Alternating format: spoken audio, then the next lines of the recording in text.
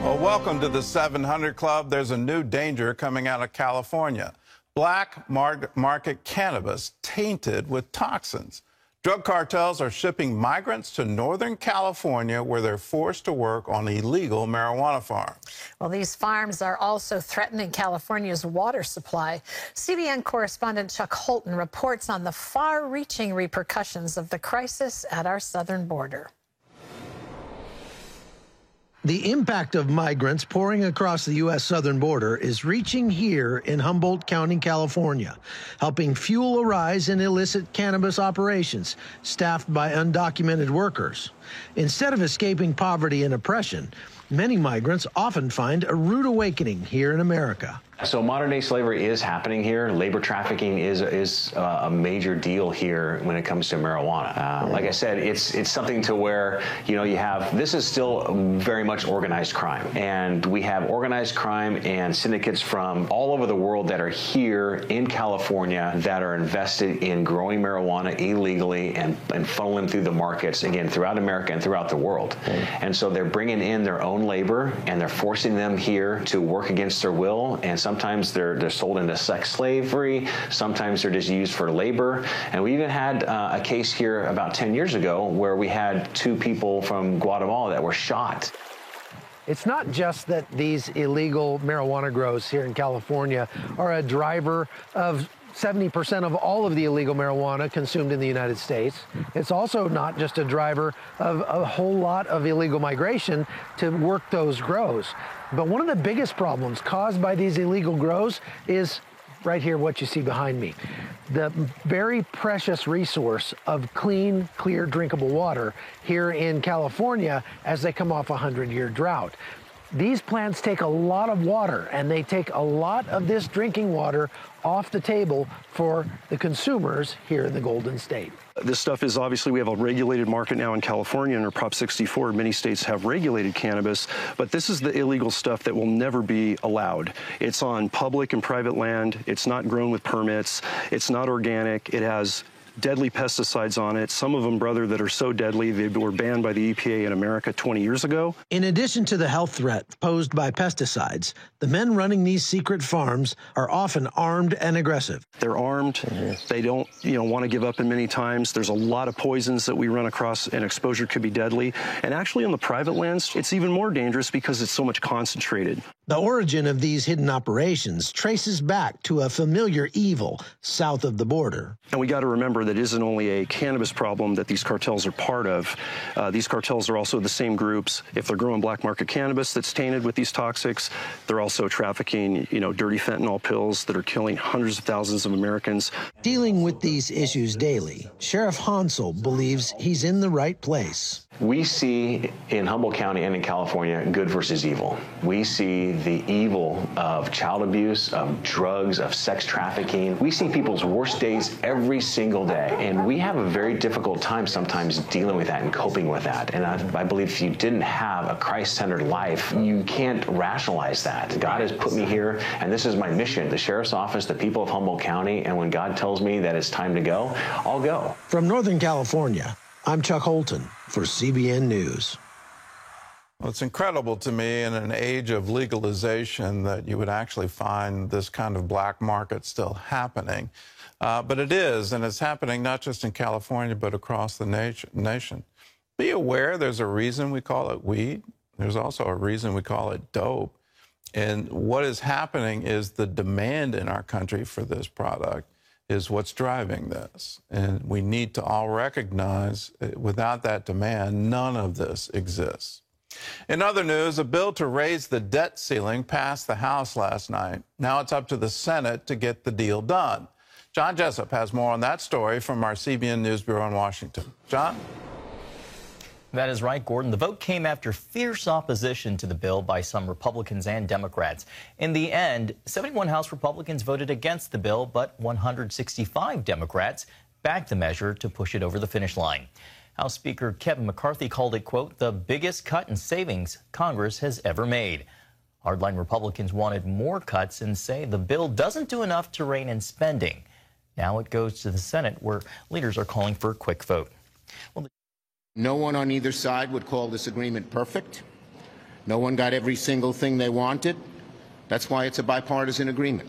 I can tell you what I hope happens is that those who have amendments, if given votes, will yield back time so that we can finish this Thursday or Friday and soothe the country and soothe the markets. The deadline to raise the debt limit and avoid a default is June 5th. Well, the GOP presidential field is about to get more crowded as 2 more candidates are expected to join the race next week. Mike Pence, Donald Trump's former vice president, will announce his bid next Wednesday. Currently, Trump is leading the field of 7 candidates for the Republican nomination. Pence has broken with Trump over the January 6th violence at the Capitol and other issues. And on Tuesday, former New Jersey Governor Chris Christie is expected to announce his campaign in New Hampshire. Aides say Christie wants to bring authenticity and a sense of joy to a, quote, exhausted majority of Americans. Turning now to health news and how exercise can improve brain health in older Americans. A study out of the University of Maryland at College Park tested 33 volunteers. They were all in their 70s and 80s, and some of them suffered from mild cognitive impairment. After the tests, about half of the group began walking 30 minutes a week, while the rest remained sedentary. After 4 months, they took the tests again, and those who exercised scored better, even with cognitive impairment. Also, scans showed their brains actually changed. Connections were stronger with brain cells and networks showing more activity. Well, some might find daily walking boring or a struggle to do by yourself. That's why many are taking up a game called pickleball. It's now the fastest growing sport in America. Medical reporter Lori Johnson shows us the health benefits and why so many people love it. Over the last few years, pickleball has become the rage, especially among older Americans looking for something they can do that's good for the body and mind. Pickleball is very addictive. It's like a wonderful drug to me. I love it. I love it. I can't get enough of it. Folks of all ages are thrilled to discover something so healthy is also really fun. I meet lots of new people all the time, and I have found that it has helped me lose weight after knee replacement from gaining a little bit of weight, and just really keep in shape physically, keep my strength up, keep my core strong. So I've really gotten a lot of benefit out of it. Although pickleball looks like tennis, there's less wear and tear on the joints. The size of the court is 1/3 the size of a tennis court, so we don't have to move as much side to side, back and forth. So that in itself makes it easier on your overall body. The game is slower than tennis and easier to pick up. Pickleball being the fastest growing sport in the world is because almost anybody can play this sport and have a great time. Like all sports, injuries are possible. Strains or tears in the feet, back, and shoulder are the most common, especially among older folks. Experts recommend people talk to their doctor before starting a new activity and warming up before hitting the court.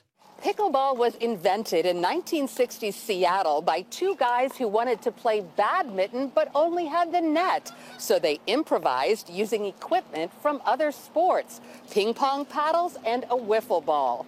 The name pickleball comes from pickle boat, from crew, which uses oarsmen from other boats. Pickleball surged in popularity during the COVID-19 pandemic as people searched for ways to exercise outside while keeping their distance. Health experts say pickleball offers many of the same brain benefits as ping pong, a sport doctors recommend to help reduce cognitive decline, largely due to the constant hand-eye coordination. And you're adding that cardio factor so that you're, pumping the blood to your brain, which we know is very good for cognition. Pickleball can also improve reflexes. It forces you to react quickly, to make decisions quickly, and it puts you in a new situation every time the ball is served. Many players say the social element is what keeps them coming back. And that's the part that I like, that it's very sociable. So you can laugh and joke and clown around and have a good time with people, and nobody really takes you too seriously. Which is also good for the brain.